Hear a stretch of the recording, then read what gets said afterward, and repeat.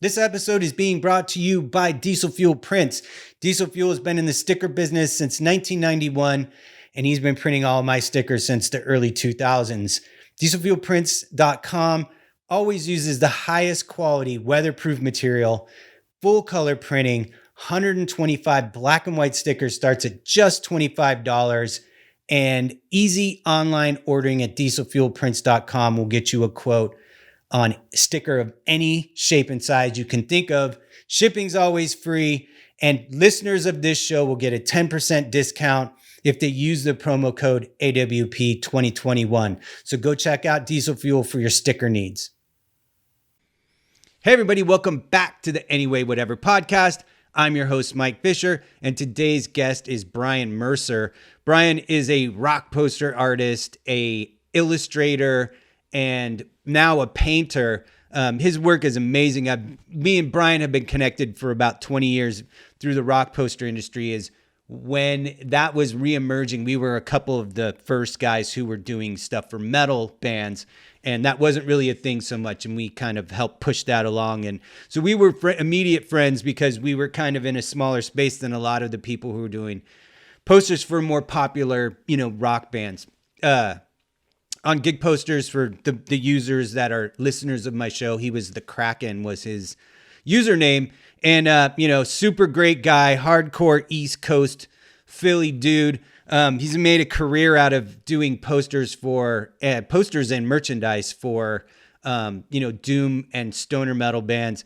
His work is amazing, and watching how far it's developed in the last 20 years or so, it's been really cool for me as a fan of his work from the beginning.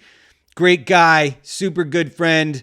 And, as always, if you are watching this on YouTube, give us a like and subscribe, share, comment, give us a review wherever it is you get this podcast. And, as always, the links to everything are down below, trying to keep this stuff to a minimum these days so that you guys can get right to the episode. So I won't hold you up any longer. Right on the other side of this, Brian Mercer of Mercer Rock.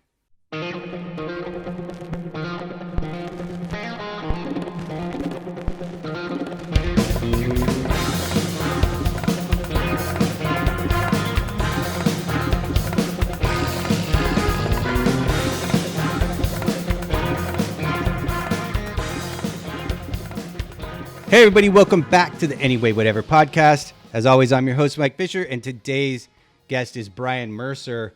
Brian is an illustrator, merch designer, concert poster artist, and now he's a painter, he tells me, which is amazing. I was actually spent the week this week, kind of going back through your work and looking at those acrylic pieces, and I'll be damned if they don't look like ink. I love how they don't necessarily look like acrylic pieces. It's pretty cool. Well, there's acrylic inks. There's also, I used to do some acrylic pencils that are water-based, like you can mess with them with water and all that kind of stuff. And now I'm piling on actual acrylics on top, plus pens, plus, the fountain stuff and all that kind of stuff. So like mixed media almost. Yeah, it's all mixed media and all that kind of thing. I really took a leap with that stuff. And when I started bouncing around some of the fantasy artist guys, but I didn't want to get lumped. I was already lumped into one thing. I don't know. I didn't want to be go down that Dungeons and Dragons because that's not my thing or whatever. But for a metal guy, that's kind of weird that it's not yeah. But the amount of art, the technical know-how a lot of those guys have, I caught on real quick with some of the things, and that stuff leapt up another notch. So I was pretty happy with it. Yeah, man, that stuff's really cool. It's just in general, watching how far your work's come in the last 20 years that we've been friends and been connected, from the stuff that you started with on gig posters, in the early 2000s to where your work is now. It's absolutely amazing, man. I think recently you posted a shirt that you did for a band called Honey. Uh-huh. And that thing's nuts, dude. It's so killer. I was like, I was like, sometimes like, cause like, we've all been friends for so long. There's like a group of us, and like we watched Right. each other's work, but sometimes you think about a particular person and a piece of their work will come to mind. And then Uh, that's kind of how you associate, with somebody's work. sure. And just how much detail your work, how much detail has crept into your work over the years. Every time I look at your work again, I'm reminded like, oh shit, that's right. His work's gotten fucking complex. It Right. looks really cool, man. I love it. I love it. Your work's amazing. For my listeners, Brian on gigposters.com, for the gig posters people, was known as the Kraken. You Other people might be familiar with his other name. He goes under Mercer Rock, and Brian does a lot of stuff for metal bands, doom bands, stoner metal bands, and a lot of bands like that. So me and him both kind of work on a lot of projects for the same bands like Weedeater and High on Fire and a bunch of bands like that.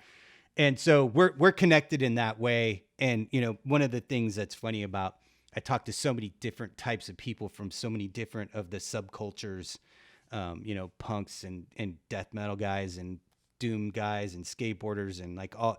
And it's like I work on so many different things that I don't often get to talk about my intense love of doom and stoner metal. That's my desert island Right. genre. Like Okay. I love hardcore punk, and I absolutely love death metal and grindcore. Right. But if you were going to make me pick one style of music to listen to only for the rest of my life, I'm taking doom metal and stoner metal. Like for sure I am. It isn't even a close. Right. Right. I mean, when the desert stuff, like when like the festivals over in Europe start calling it Desert Fest and whatever, who have I been know. very, very good to me. I'm like, guys, it's like five bands. Let's calm down. Like, you know what I mean? And they're like hugely important. Like, but like I just like what I like. So like I know some guys get really hung up on all the names for each one, but I guess the stoner and the doom and all that kind of thing. And I was born in '72, so all those records, my parents' records were around the house and whatever. So it was Masters of Reality just destroyed me, and and I went from there. So plus ACDC and For just sure. all that root, heritage root rock and whatever. So it was rad. So yeah, it's kind of my deal. Yeah, Dude, for sure. yeah, Yeah, ACDC was like the first band that I liked by myself. Like it wasn't a right, band that my dad liked, and so I liked them like the exactly. Rolling Stones or a Uh-huh. band like that. It was like I liked ACDC on my own. Like Highway to Hell was like my shit, like Yeah. when in the late '70s, and then so I remember that I don't think I even really heard Black Sabbath until I was like getting into punk rock. Right. I just they weren't a band that at the at the time out in California in the early '80s, they Right. weren't a band that ever got played on the radio. No, Like no, sure. maybe Paranoid got played once in a while, and maybe I didn't even know who sang that song at the time. But my Right. dad didn't like them, and if they weren't in my dad's record collection, then I'd never really heard them. But I remember hearing Iron Man for the first time and being like, I remember the my initial response to it was like, this is like a horror movie. Right. It's Yeah. like Yeah. it's like listening to a horror movie if it was music, and then it keeps getting worse from Right. there. Well, I had a little bit of the similar experience. I mean, they weren't all over the radio here either, but my parents were in that Columbia record house thing. Mm, So like if you didn't say that you wanted a record, they just sent you a record. mm. And they sent him Masters of Reality. And he was like, I really don't like this record. Not until his son, was born, and the son found it, me, and it just leveled me, So Right. and that's kind of how I got into them. So, but they had like Neil Young around and all that kind of stuff. But ACDC was like the first band with me too, where I was like, this is my band. And Right. like Maybe my, Kiss a little bit for me too, but I got over I, Kiss really fucking fast when I realized that they weren't any good and that they looked cool, but the music was, I shouldn't even say that they're not any good. Their right. music was not, it wasn't, it didn't speak to me at all. I was like, ugh, like this is, not my thing at all. It didn't have I have anything a ton edge of to it. respect for them. It just missed me. Like Yeah. I have all my friends and all the bands I work for, they're way into Kiss and whatever. I Everybody. was out I was out in the woods listening to classic rock because there are woods in New Jersey. But anyway, The Pine Barrens. yeah, I'm just right around that. But it just for some reason Kiss it just missed me. And then they were on Scooby Doo, and I'm like, Black Sabbath isn't on Scooby Doo. Why am I going to listen to Kiss? You know what I mean? So like, I mean, they have great tunes, like Black Diamond's great, and I love Black Diamond, whatever. Yeah, yeah, But they have some songs. Like I yeah, actually really like God of Thunder is like, sure, man. some of the Yeah, heavier stuff, and like, the Entombed um, cover of God of Thunder is like one of my favorite cover yeah, songs by any band ever. But sure. yeah, just never, like, once I figured Kiss out, I was like, oh no, AC/DC's way better. And then I was just down that rabbit hole. And then it was Yeah, like a very quick jump into like, Fear and Minor Threat and Circle Jerks and stuff like that from AC/DC. The distance between AC/DC and the first wave of hardcore punk bands is like, sure, it's like that far. sure. Yeah, where I was at, like that stuff was happening. Like we got a little bit of New York here, but we got a lot of the DC bands. A lot of the DC bands were showing up in tapes down in basements around my way, at least where I was at. But then like you can go 5 towns another way, and it was just another different way that they were discovering punk music and all that kind of thing. It's not like the internet today where it was all just it's all dumped out. But Yeah, um, right. You had to find so shit. yeah. So and hip hop was happening then, and all kind of stuff. So it was exciting times.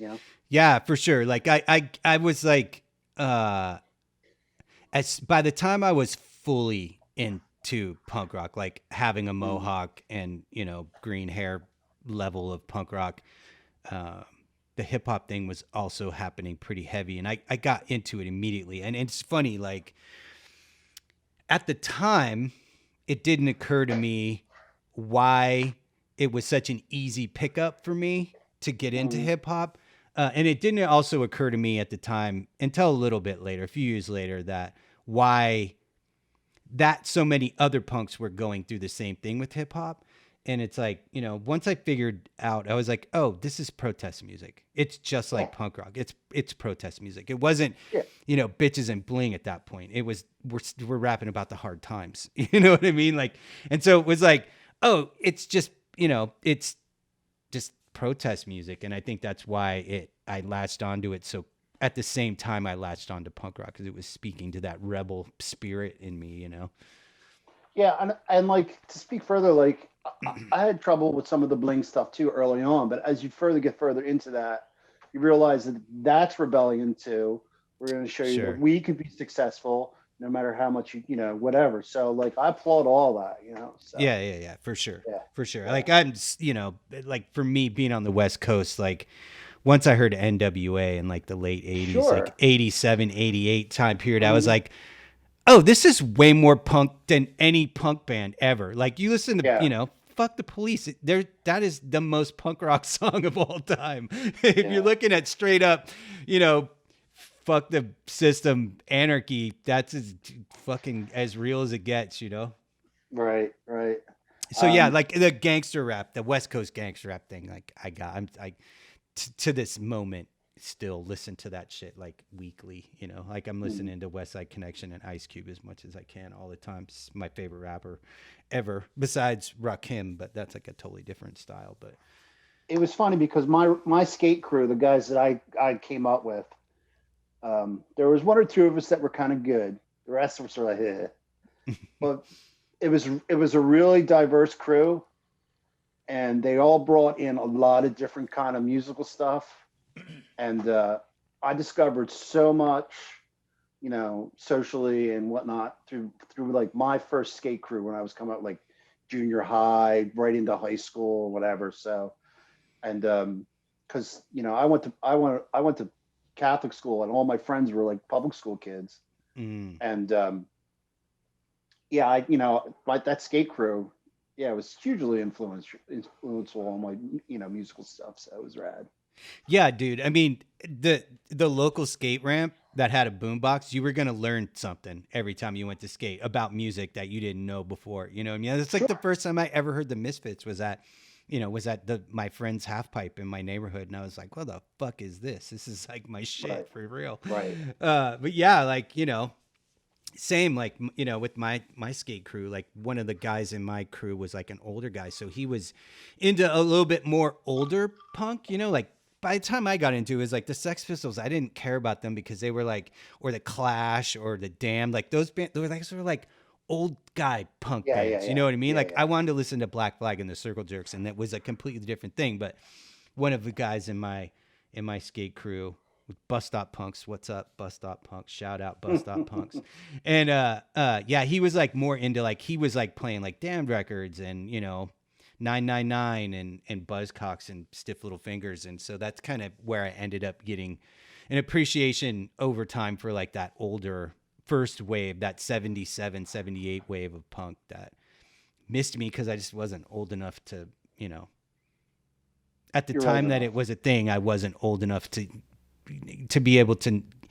I was aware of the band the Sex Pistols, but I had no way to get a hold of their music.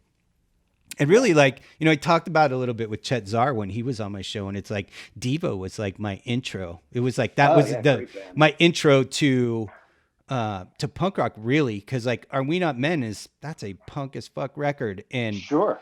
I remember, I saw him on Saturday Night Live and on like, I think there was a couple other of those like late night music shows that they were on. And I was like 8 or 9 years old and just like, this is the coolest shit I've ever seen. It was so Yeah. different and weird. And I was like, and then, when I saw Fear on Saturday Night Live, I was at like a Oh hockey yeah. sleepover. I was like a hockey sleepover with my hockey team, and like it was on Halloween, and like I remember like every other kid just being like, "Ew, this sucks. Turn it off." And I was like, "Don't! If you touch that Don't channel, I'm break your gonna break finger. your fucking hand." It was like the coolest. It was like this is like Devo times 1,000, like way cooler and crazier. Like what are Mhm. these dudes like?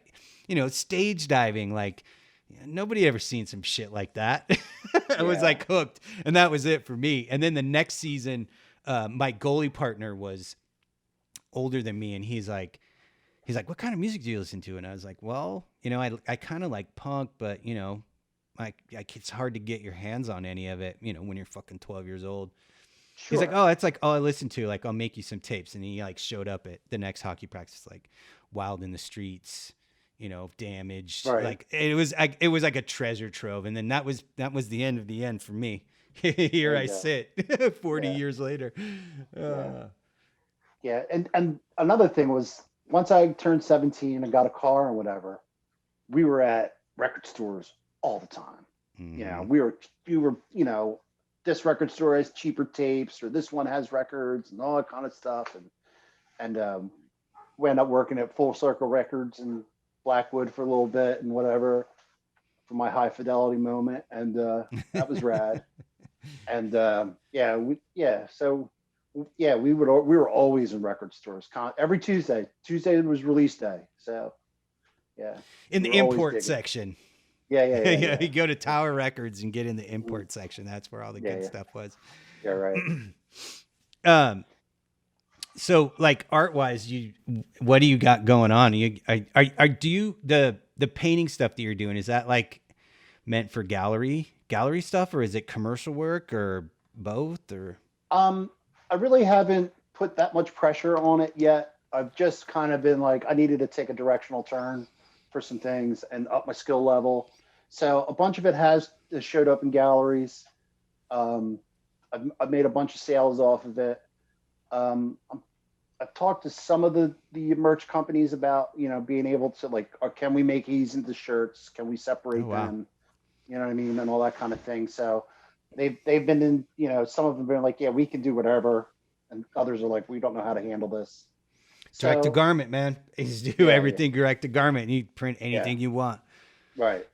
So, but my thing is like, I want to make sure the quality's there because Sure. you know, I don't want my client getting 500 t-shirts that they can't sell Yeah, because for sure. I wanted to be artsy fartsy. Yeah, I know for a long time with your kind of like merch stuff and poster stuff, it was always really low palette. Like, it was like a lot of browns and like two or three colors, like really low palette. And you used kind of similar colors a lot. So to see you doing these acrylic pieces, some of which have a lot of color in them, is nice. It's like, I think they look really cool, dude. I think you've got a good direction going with that stuff for sure. Thank you. I mean, a lot of the early work, it always was, it was going to silk screen. Mm. So I was like, let's keep it lo-fi Yeah. because I was the one pulling it. But because that bites you in the ass also too, because you should put out stuff that looks rad. So you shouldn't hem it in with those kind of preconceived notions or whatever. So I think I'm going to take one more run at the silkscreen stuff. We come out of COVID here and start doing posters and whatnot. I'm going to take one more, solid run at doing some rad posters for, all my guys that I've worked with over the years and whatnot. I'm really just like knuckle down and make some really sick posters too. So I'm going to do that coming up too. Yeah, because you do you'll do runs for whole tours for bands and stuff too, not just individual shows sometimes, right? Yeah, well, if they're doing runs for the whole tour, sometimes I'll print them, but a lot of times I'll send that out to somebody else. A lot of times, if it's like a local show, I'll get paid for some of it. Sometimes, like if it's Weedeater, I'm like, I made 50. I'm showing up. Let's have beers, and I'll sell them afterwards. You know what I mean? So, it depends. If I'm not, it depends. You charge the client, not the job. A lot of times. Sure. Yeah. Yeah. Right. Exactly. Right. Yeah. I think that sometimes that gets lost on people. That sometimes you do need to charge for that way. So do you actually have your print shop in your studio you're in now? Are you printing at home? No, I don't have my shop here at the house now. We're looking to maybe get a space maybe next year, hopefully. I swear I didn't know you printed your own posters. For some reason I did not know that. That's awesome. Yeah. Have you always since the beginning? Yep. Oh wow. Kevin built a studio in my parents' basement. He came home from college one weekend, went downstairs, took his shirt off, played Neurosis, and built a silkscreen studio all in one weekend. And he's like, "You're going to be silkscreening now." I'm like, "All right, I guess." He's like, we weren't even thinking about posters. We were just like, we're just going to make art. And then like maybe a month later, we discovered gayposters.com. We're like, oh, this is how this shit works.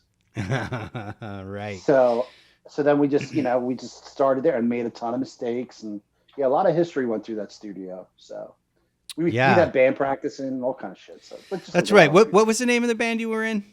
Tall. Yeah. Was that with your brother? Yeah, it was Kevin and my friend Jason, who's passed on now. But it was. Yeah, we were terrible. Was it like stoner metal or? Yeah, it was. We were trying our damnedest to be Karma to Burn. No, right. Didn't Karma to Burn drummer just passed away today? Didn't he? I think they're talking about Will, the guitar player. Oh, right.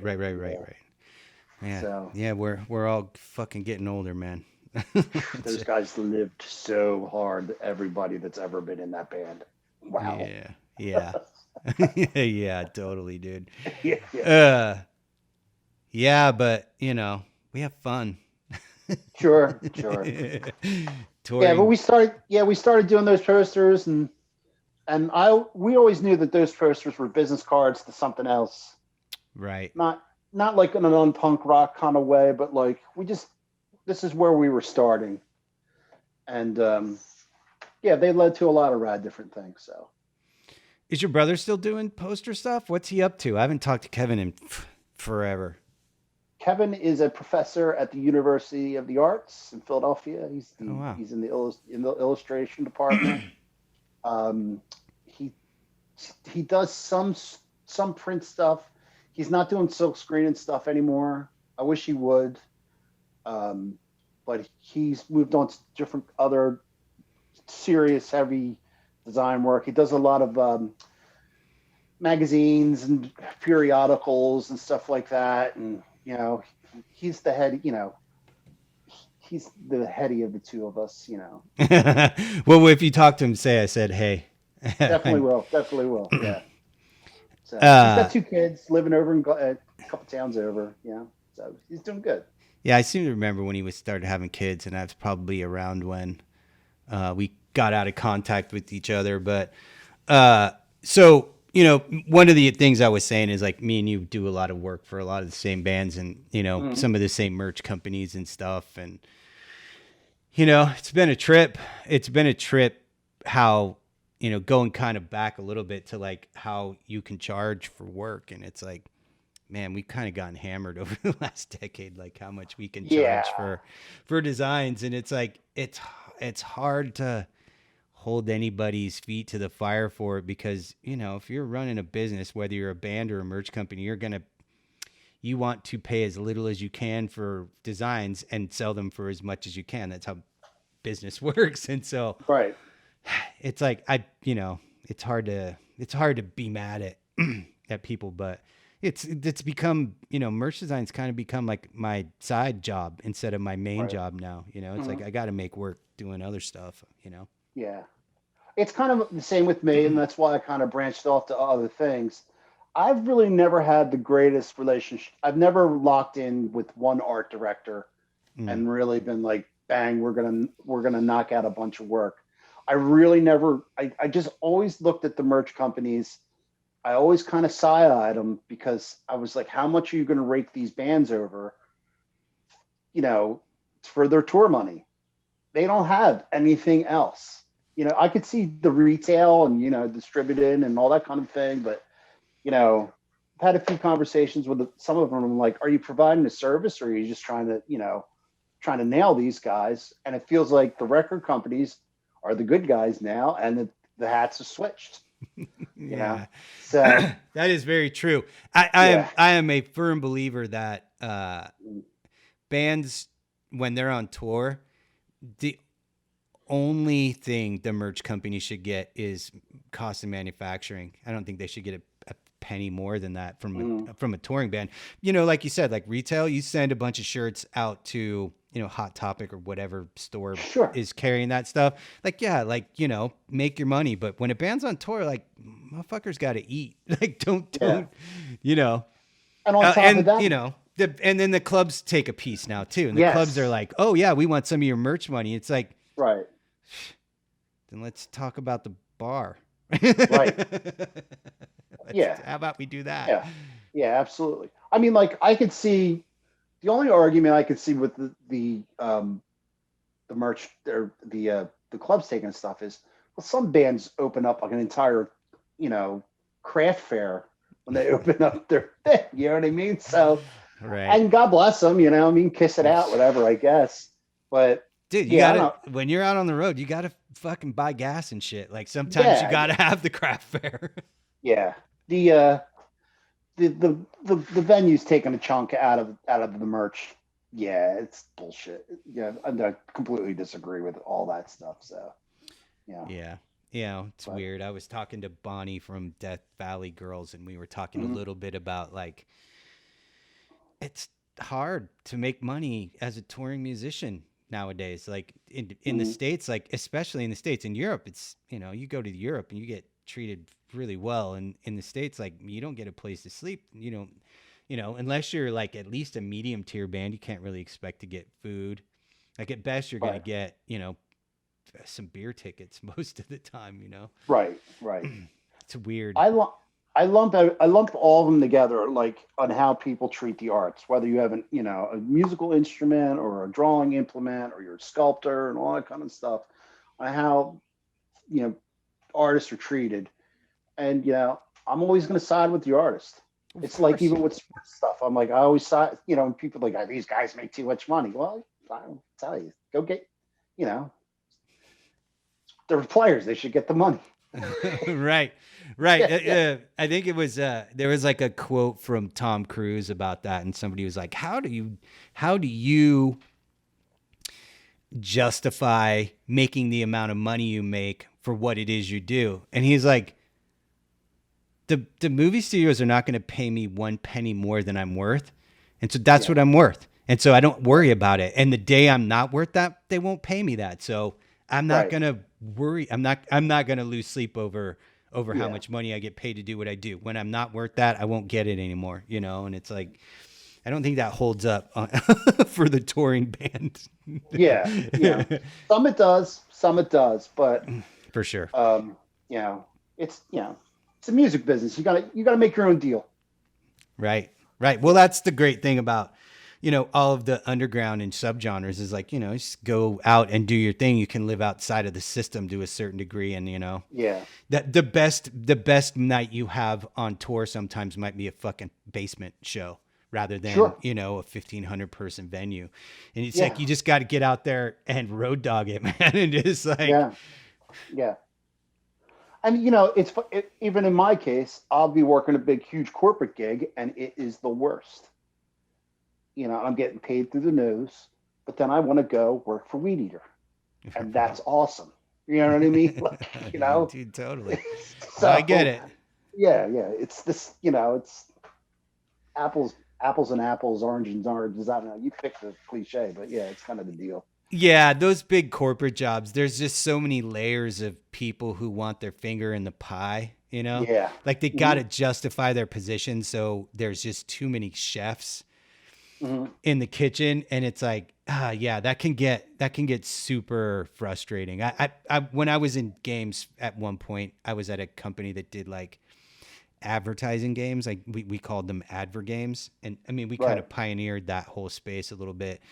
And it was Okay. like, yeah, man, there were like, I was an art director, and there were meetings with ad agency people about like, Ford thing that we were doing. And it's like, oh my God, there's 20 fucking people in this room that are Sure. all Yeah. trying to hog all the oxygen in this room Right. so that everybody thinks they're the big dog. And Hmm. I was not cut out for that shit at all. And my bosses Right. figured it out pretty quick, to their credit. And they were like, you're not coming into any of these meetings anymore. Right. Right. Right. Yeah. Yeah. Uh, But I've had situations where, like, further down the line, where like I'm working for a band, and there's two guys in the band trying to figure out the merch, and they're fighting with each other, sure.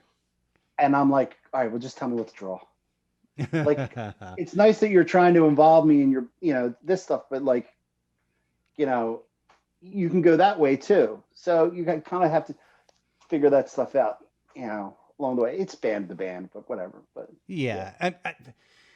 I think I feel lucky that after all the years that I've been a professional artist and I've been doing this, I feel like I've kind of gotten into the space where bands don't fuck with me too much. They're like, it's like I have enough clout in the industry that I don't get hassled too much anymore. Even Right. even when it comes to like merch companies and stuff, a lot of times it's like, there's not a lot of changes in my life. And in my work schedule where people are like, I don't like this and it needs to be totally different. You know what I mean? Like Right. Yeah. I get hired most of the time now to kind of like, because I have the expertise that I do in what I do. And Same. I think, Same. it's nice to have gotten there Yeah. because it was a lot of years of like, why are you doing this to me? Right. I mean, the big turn with me, learning how to work as a professional, which helped me work with all the guys that I worked with, but in the past prior to that was working with Lamb of God, and Mark Morton dragged me kicking and screaming into trying to be somewhat of a professional artist. He's like, this is how it's done, and we're going to teach you how, and we're going to allow you to make a bunch of mistakes. We're never going to treat you like an employee. And and those guys really stuck by me, and really showed me, especially with working with the merch companies, on how to do things the right way. So they, and that completely helped me with all the bands. Like I got in situations where like bands weren't content. I'm like, look, this is not how it's done. I found out a little secret here. This is how we're going to get your merch done. And they're like, wow, is that, I'm like, I'm telling you, I learned this. So it trickled down a little bit, so it was nice. You did a ton of work for Lamb of God for a while there. Yeah. Yeah. Like 10 years ago or so. Yeah.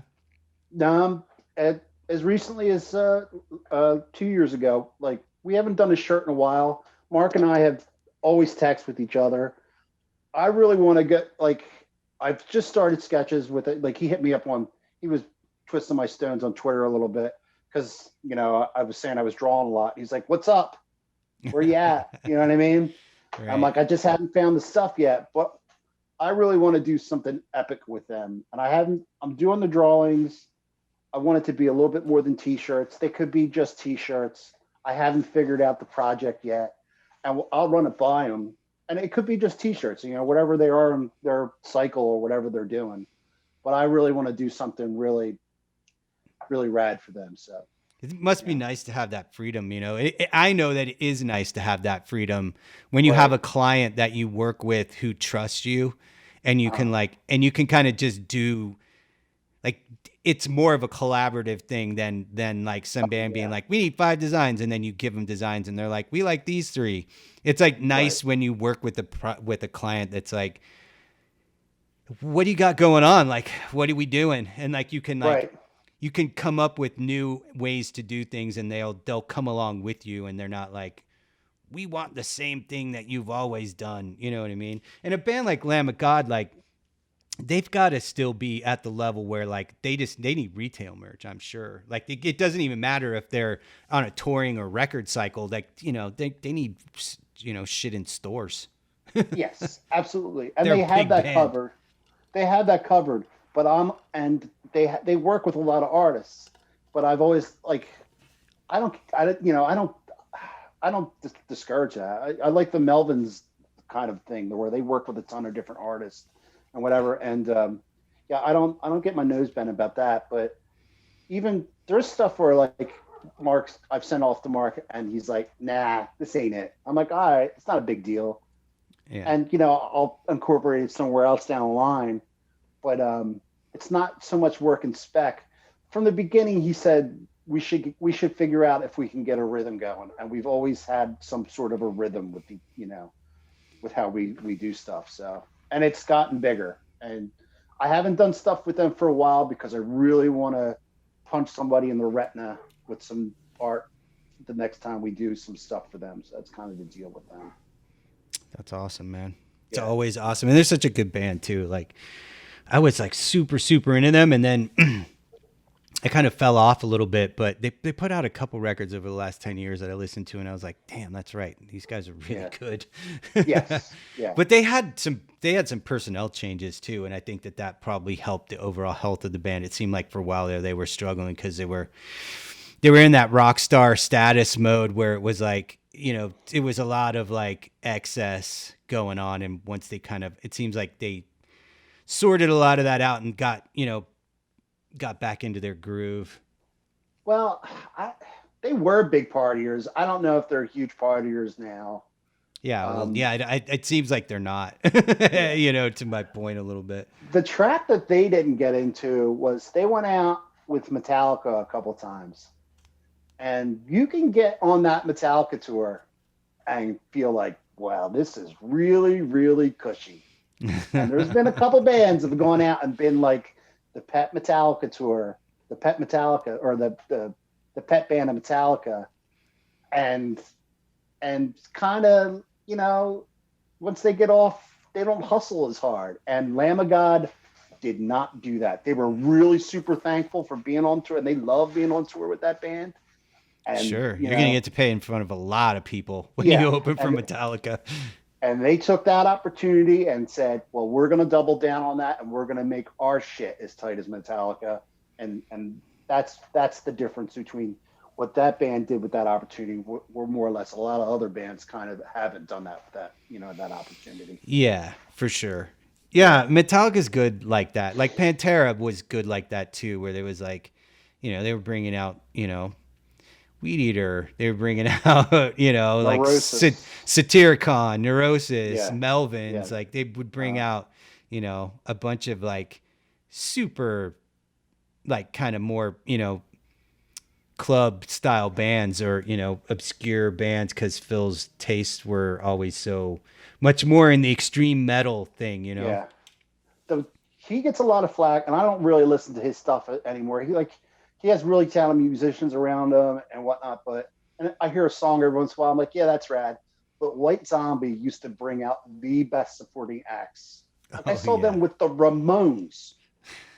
You know, I mean Fuck yeah, Primus dude. and the Dude, Rollins totally. bands and Helmet, and you know, I think they brought like Les Claypool. I'm not so crazy about Les Claypool, but like yeah, he's phenomenal. I think they brought out that his side band Sausage at one point.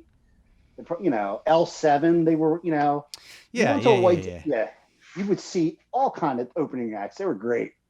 So Yeah, like I was a super huge White Zombie fan. Like I still am. Like even right, the first couple Rob Zombie records, and then it seems like 15 years ago he went off in a different direction, and I was like, and I completely lost track. And then I got hired to do some Rob Zombie shirts, and I was uh, like, what the fuck has this guy been up to? sure, And like he had a the new same record thing. out, you know, like a few years ago. He had a record out. I can't remember what it's called now, but I listened to it. I was like, oh yeah, sounds like fucking White Zombie. Like he went Right. back to kind of roots a little bit. And you know what? Like I, one of my really good friends who is actually, you know, was the podcast guest a couple weeks ago, Jim Callens. His brother is a scouting coordinator for the Kings, and so you know, Jim had seats for every single game, and you know, he'd take me all the time. We'd go, we sat where like all the rest of the team's family sat, and Rob Right. Zombie was in our section and was like, you know, he's like super fucking chill dude, just like a nice dude, super into hockey, super, you know, I I Yeah. I have never had any, you know, negative feelings about the shit that dude's done. Like I like some of his movies and stuff, and I was super stoked to do work for them. And Sure. you know, there was like three or four, like pretty much all of the White Zombie records, going back to when they were kind of like an art noise band. That stuff was all really cool too. I remember Right. um, George from High on Fire, George Rice, the original bass player before he was in High on Fire, obviously when Mm. he was in the band Dear Deceased. And you know, all of my friends were in that band and lived in the same house. And the guitar player Mm. from my band when that band broke up, he'd moved over and was in the Dear Deceased band. And I remember going over to the house they all lived in, and fucking George was playing like one of those original like White Zombie records that was like just crazy. Right. I was like, Right. what the fuck is this? And he's like, fucking White Zombie. And I'm like, all Mm. right, dude. And then like 2, 3 years later, it was like, you know, that Sexorcisto record came out. And I was like, Right. this does not sound like the same band. It's fucking Right. awesome. Yeah, they did. Uh, They went a whole nother way. yeah. And now he's like, Yeah. you know, talk about somebody who took their moment in the spotlight and turned it into what he wanted it to be. That dude is, you know, I think he was kind of always meant to do what he does now, even as much as he was to be, you know, an Smart cat, illustrator man. or yeah, super smart dude. And you know, Yeah. I don't like all of his movies, but I like most of his movies. And you know, I try not to. I try to allow people whose creative output that I like I give a lot of slack. Like if somebody does something I don't like if a band puts out a record I don't particularly care for, like sometimes the Melvins have put out a record that I'm like, Sure. yeah, they miss me with this one. Yeah. But it's not like I'm done with the Melvins. You know what I mean? Like Right. I'm good. Uh, Yeah. A lot of those Melvins records, like you'll hear it the first time, you're like, I don't get this. And then 10 years later, you're like, oh, I get it now. You know what I mean? Like that happens with me a lot of different stuff. My ear was not ready for it. dude, totally. There's like a bunch of Yeah. stuff where I listen to something like 10 years later and I'm like, oh, yeah. Yeah. My head wasn't in the right spot at that time. Like I Yeah. was listening to too much, you know, black metal to like Right. this thing that was something totally different or, you know, whatever. Like, yeah, Right. like sometimes your headspace when you experience something new makes all the Right. difference. You know what I mean? Like, yeah. Like Kevin was really into that band Slint and all that like noise rock, like post punk stuff. And like at the time, there was no way I was going to get that stuff. There was no realm of possibilities I was going to get that stuff. And I listen to it now. I'm like, this stuff is fantastic. You know what I mean? Like, so Yeah, that's good. It's good to have. yeah, It's good to have the growth, and I think for me, it's important as I get older to not stay in the same place with everything, because it makes me crazy when I see people who are like, I don't like anything new. Shit was just better right, when I was younger, and it's like, I just try to make an effort to like take in as much newer stuff. And if I don't sure, immediately understand, because like one of the things that, we forget when it comes to content creation, whether it's visual art or music or whatever, is that the kids who are 20 years younger than us, the kids who are 30 years younger than us, uh, they have got that 20 and 30 years worth of influence that we didn't. All the stuff sure, we made didn't exist before us. They mm, they absorbed all of that. And so right, everything, it seems like most stuff is some kind of mashup of things now. You know what I mean? It's like you don't just get like hardcore punk bands. It's got some other influences in it that didn't exist when hardcore punk was created. And right, so I try to embrace as much of that as I can, and try not to right. judge it too much if I can help it. Yeah, I mean, like, there's a band. I mean, we're going two old guys talking about bands, but this this band Oathbreaker.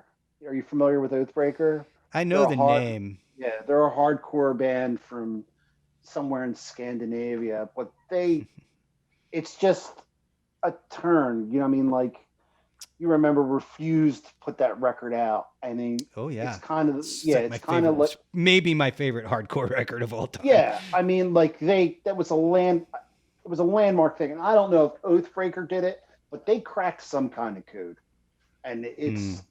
they're a great band. So you Zach Hobbs from gigposter.com, he said to me one time, he's like, real recognizes real, Brian. That So is yeah, very, very true. For yeah, yeah. me, that band that's cracked the code is Idols. Like, I wouldn't Right. have ever guessed in my lifetime that I would see a band reinvent punk rock Uh-huh. so totally differently, um, Mm, and have it still be obviously punk rock than Idols. Like, I remember when I first heard a couple of their tracks like a few years ago, and I was like, oh man, this is like really interesting, but I don't know if I understand it well enough. Like, it seems like hipster mm, nonsense to me. Um, mm. and then it was just kind of always like simmering back there. And then they put out a new record like over this last COVID, um, Mega Mondo, I think it's called, or Mega Mono, Right. and it's like I listened to it and I was like, this is the best punk record I've heard. Right. Like it sounds. Have you listened to them at all? I've heard them. I haven't heard enough of them to be like have a It's real hard opinion about it.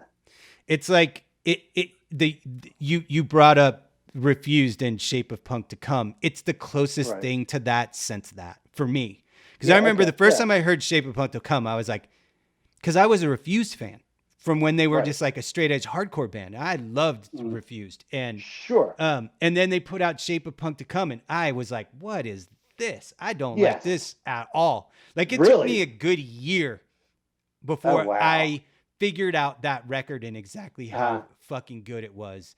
And once right. I did, I was like, I totally got it. But it was like, again, it was like one of those things, like I wasn't in the right headspace for them to Yeah. make Yeah. that change for me. Yeah. But Yeah. once I sat down with it, like I was like, oh my God. It's like those old like stereographic images, you look at in the mall and it's just a bunch of white fuzz, and you stare at Mm. it long enough and the picture pops out of it. It's like that. It Right. was like I was looking Yeah. at this thing I couldn't understand at all. And then once the picture became clear, I was like, it's like smacked me directly in the face. Like, Sure. and I Sure. was like, fuck. And Yeah. yeah, Idols is the same way for me. It's like, oh Nice. God, it's like, and what's the Swedish band? Viagra Boys is a little bit like that. Although I do not like Viagra Boys as much as I want to. Like, I heard a couple songs and I was like, yeah, these dudes are on some weird new punk thing too. Yeah, and then when I listened to whole records, I was like, I'm not sure it's all the Yeah. way there for me. But Yeah. I think no, go ahead. I think, it's funny. Like, I heard a couple songs by Viagra Boys, and the first thing I thought of was the Strokes. And for like 30 years, everybody's trying to get me to like the Strokes. And I'm glad that the Strokes exist. But Brian and the Strokes are not. It's just not going to happen. God bless you, boys. I'm glad. I appreciate that you exist. But it's just, no one's going to get me to like the Strokes. It's just not going to happen. You know, it's funny is I exactly the same. Like, when they were a big thing, I was like, I do not get this at all. Yeah. And I listen to it now and I'm like, okay, like it's just Sure. rock. It's just rock. Yeah. Like, it Sounds seemed like people were definitely trying too hard to make them into something bigger than what they were. And at the same time, it was kind of White Stripes was the same thing for me at the time, where I was like, well, I'm not sure what the fuss is. Yeah. But once White Stripes clicked with me, they clicked hard, and I love White Stripes. But like if I hear a Strokes song, or if I hear a band that sounds like the Strokes, I'm like, yeah, that's fine. It's like indie rock. That's cool. Whatever. Yeah. It's not. Yeah. I don't spend a lot of my time listening to, but I don't hate it like I did 20 years ago. You know what I mean? It's like, it's just way too much energy for me, man. Yeah, I mean, if like you have the to try time too off. hard to like something, what are you doing with your time? Like, there's a million other things to listen to that come to you a lot easier. It's like the same thing with TV or movies. Like, sometimes there's a TV show and people are like, it's so good. It's like The Wire. And it's like, I know it's good. I know it's a good show because I have some kind of taste. And the people who love it, I trust their taste, but I have to try too hard. I'm not gonna. I'll go watch something easier to watch. I'm mad at you. I'm not mad at you about it. Yeah, go get it. Have fun. So that is one of the things about getting older that I've definitely that I'm glad has happened to me is like not hating things that I don't like. Like, I don't gotta hate shit now if I don't like it. Like, it's like, great. Go ahead and go like it all you want. If you are making that thing, I love you. Keep making it. If it makes you happy, that's awesome. I love that these things exist and that they make people happy and people are making the shit that they like. I don't gotta like it, and me not liking it shouldn't invalidate you making it or liking it yourself. It's not a personal judgment. Do your thing. You do you. You know what I mean? Like, that is my favorite thing about getting old is having that, you know, because like when you're young, you're like, I like this thing, and anything that isn't this thing is terrible. And I'm glad I rid myself of that fucking bullshit. I only have one. Coldplay. Coldplay. Oh yeah, yes, of course. Like, that's the worst band.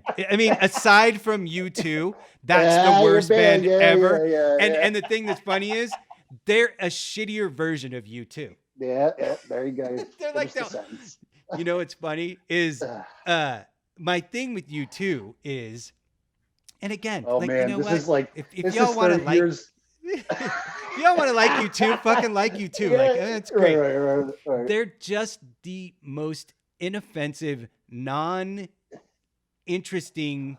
They're just the most vanilla noodles with no sauce art to me. And so if you are Coldplay and you're half of that, what are you doing? What are you doing? What are you doing? Like, it's non-threatening. You can't be that bland in front of me anyway and get away with it. But you know, all this stuff we're talking about musically, like, that's changed for me. Like, I doubled down and I'm trying to have that kind of intense love affair with different artists and surrounding myself with people that are visual artists and things like that. So like, you know, like I love bands and I still work with them and all that kind of thing. And I'm not downplaying any of that, but like my life's gotten tremendously better. My work's gotten better. Work's gotten amazing, dude. Since I've surrounded myself with not like-minded, but other artists that are working as hard as I am. So it's kind of rad that way. Well, look, So, man, what I would say about that from my own personal experience is uh, to be able to be an artist, like guys like us, for us to be able to be an artist and have success without a band's name on the art that we make.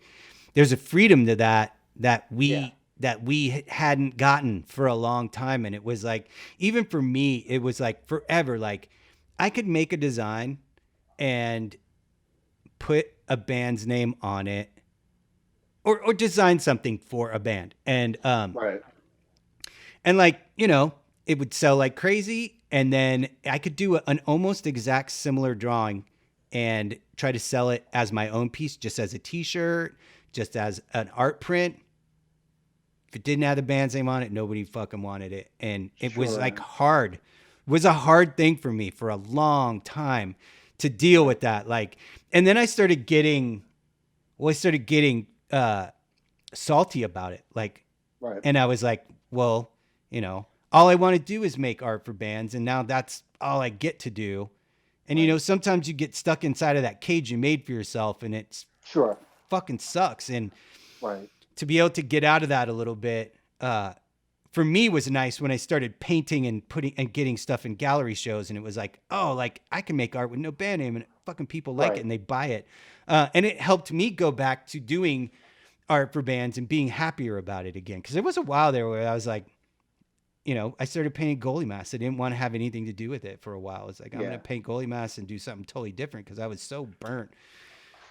I didn't have such an extreme thing with that, because I didn't start at, like, I'm not speaking for you, but like, I didn't start out with going, I want to make art for bands. Like, I just wanted to make art. And Right. the first crack out was I started making art for bands. So, I mean, this is where we're going to apply these skills. You know what I mean? Sure. So, and, like, I would get kind of the reverse thing. Like, I would buy that if it didn't have that name on it. And I'm like, well, it's the trope where they go, well, why don't you make prints of it? All right, I'll make 50 prints of it.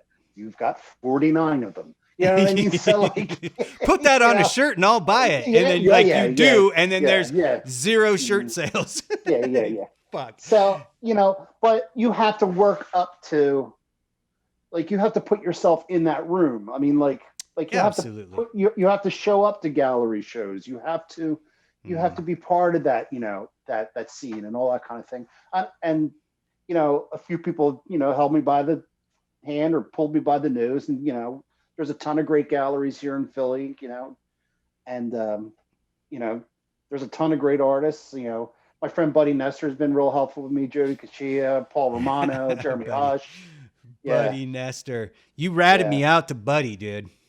Yeah.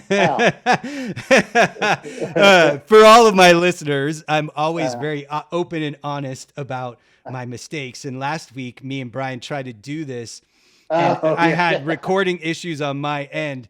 And so we're re-recording this now. And I got a private message from Buddy this week, and he's like, why'd you have to fucking waste Brian's time like that? I wasn't bitching about it at all, man.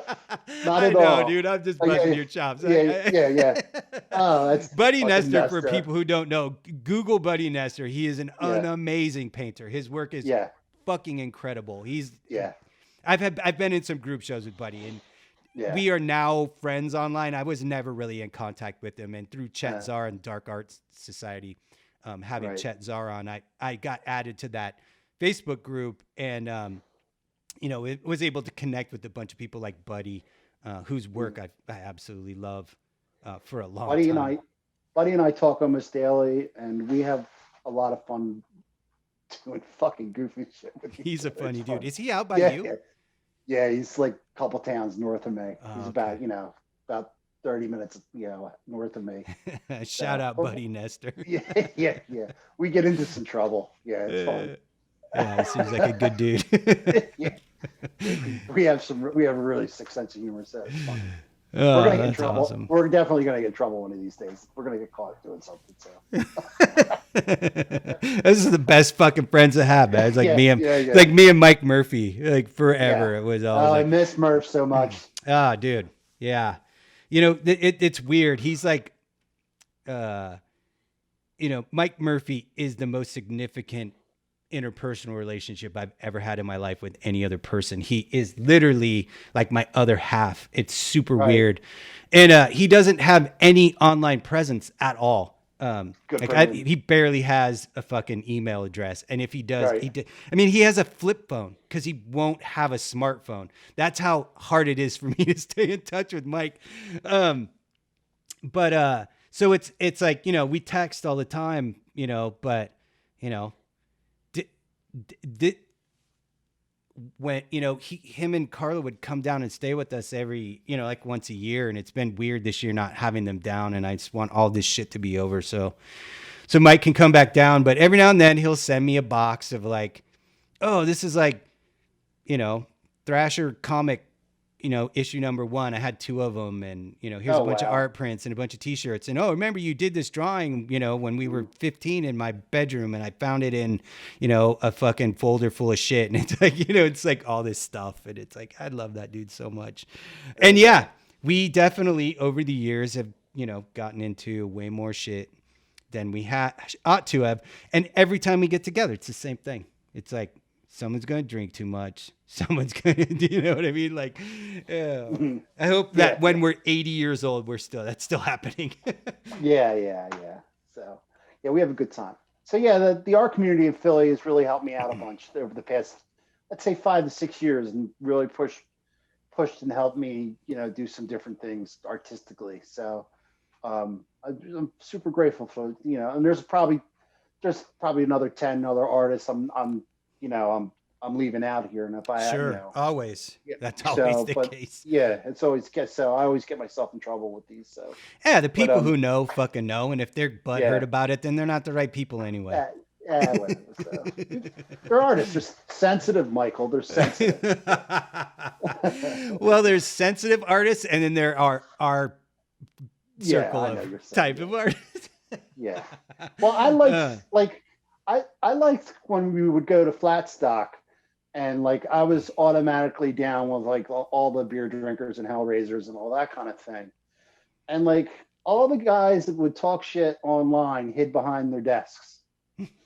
Hid behind their desks at Flat Stock. You go up and say boo or whatever, and those guys were super rad too. You know what I mean? Everybody, almost everybody. I mean, I'd say 97% of everybody I met who was a Gig Posters regular was actually a fucking super chill person. Yeah. It took a while for people to understand that I was not the same person online that I am in real life to a certain extent.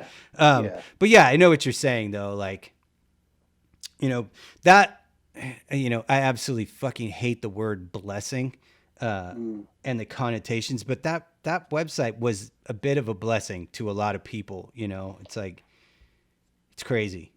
It was a map. It was a map for me. I didn't have as much of a good time as some other people had on that. Yeah. I was learning on the way, and it was real early for me. But the other was website for all of us, man. Yeah. The one that really was real influential with me, with get me started too, was stonerrock.com. And and stonerrock.com was bands were on there talking directly to the scene, and we got stuff done on that site. So I got flyers made, I got t-shirts made, and everybody was really engaged. So yeah, it was really good. So. Yeah, I was active there before Gig Posters started, or before, and then Gig Posters took over my life so much that I kind of lost track of a bunch of other message boards that I was involved in, like stonerrock.com, and my career probably would have been totally different if I had just stayed more involved in stonerrock.com for sure. Yeah. I mean, yeah. So like there, I didn't, Gig Posters was a roadmap for me, because Kevin was really heavy. My younger brother, Kevin, he was very heavily into it, but he was the kind of like, he would just dip in, find out what he needed to find out, and just go with it. He didn't get into like interpersonal stuff, whatever. All the politics, scene politics.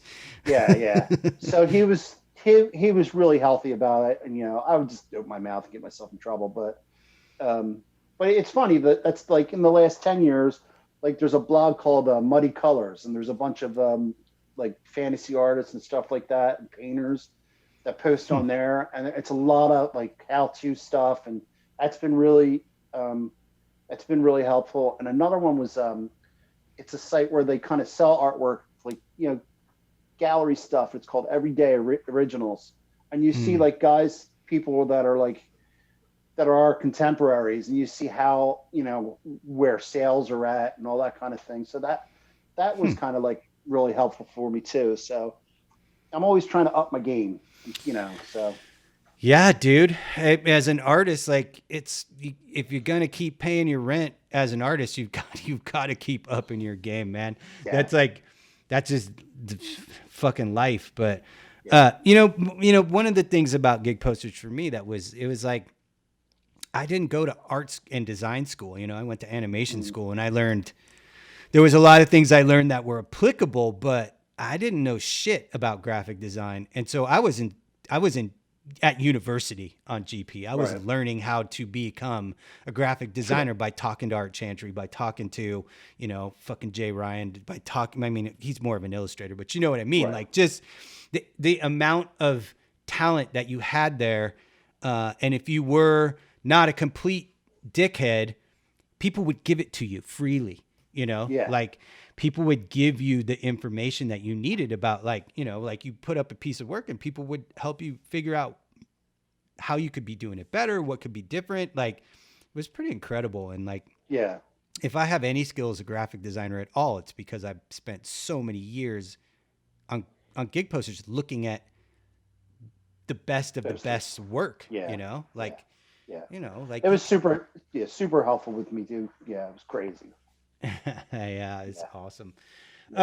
Well, dude, now that I wasted an hour of your time last week and another hour of your time this week, I'll let you get back to your life, man. I appreciate you being patient with me. I'm totally busting your chops about it. I know that you were not annoyed by my lack of professionalism. I felt terrible. You know what I mean? I know. I could tell that I could tell that you felt worse for me than you. I haven't talked to you in a decade. And I fucked up your podcast. I'm like, oh my God. No, the worst. I did that. But listen, I said it before. The first time I went to Flatstock, you were the first person to come up to me and let me know that I should be there. I always really appreciated that, and it's been very, very helpful to me, man. So you've always been very, very honest and helpful with me. I always really appreciated that. So. Yeah, I appreciate that you saying that. Like, I've always tried to be a pay it forward type of person. Like, I would rather pump somebody's tires than shit on them. Yeah. You know what I mean? Like, I think I mentioned before, like, in the goalie mask industry, when I was getting into that, there was like all that kind of like the old guard guys were like, they would never tell anybody anything. Like they would never give you props. They would never help. And once I kind of got established, like I was like always like, hey, people would come onto them. There's goalie mask message boards too, believe it or not. Right. Yeah. And, and like new painters would come on and be like, I can't get paint to stick. And I'd be like, okay, this is what you have to do. Like, and like all the older guys are like, you're just creating competition for yourself. And I'm like, no, man, like there's more than enough work for everybody. First of all, I don't know any full-time painter who, during that 7 years that I was fully involved in it was hurting for work. And if you were, it's because you were an asshole or because your work wasn't any good. You know what I mean? And it's like, and like, there's some people who want their mask painted who don't have $1,500. They only have $200. So you need tiers of painters, the same as you need tiers of customers. Like if, you know what I mean? And it was like, I could not understand that kind of gatekeeper mentality about it. And I've kind of always been that way. And so you saying that, I appreciate that you noted that. And then, then we could stand around at the Flat Sock barbecues and argue about hockey. And drink beer. That's a whole nother podcast. It's a whole nother podcast. It totally is. Totally is.